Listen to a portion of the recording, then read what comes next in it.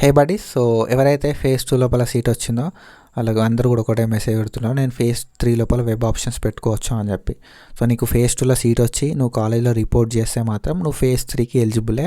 So according to university rules and regulations అంటాం కదా, దానితోటి చూస్తే మాత్రం మనకైతే ఫేజ్ 3కి నువ్వు ఎలిజిబుల్ అవుతావు. ఓకేనా. సో ఇంకొక థింగ్ ఏంటంటే, నువ్వు ఎప్పుడైతే ఫేజ్ 2 లోపల సీట్ నచ్చలేదో ఫేజ్ 3 పెడుతున్నావు. కాబట్టి ఫేజ్ 3 లోపల నీకు నచ్చిన కాలేజీలు మాత్రమే పెట్టుకో. ఒకవేళ నీకు ఫేజ్ 3లో సీట్ వస్తే మాత్రం ఫేజ్ 2లో ఉన్న సీట్ క్యాన్సిల్ అవుతుంది. సో నీకు సీట్ వస్తేనే క్యాన్సిల్ అవుతుంది, సీట్ రాకపోతే క్యాన్సిల్ కాదు. అందరూ కూడా అదే అడుగుతున్నారు. సో ఫేజ్ 3లో సీట్ రాకపోతే మాత్రం నీకు ఫేజ్ 2లో సీట్ ఉంటుంది.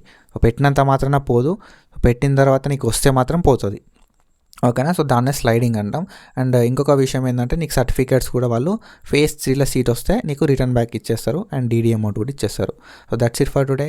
Follow for more content. Thank you so much. Signing off.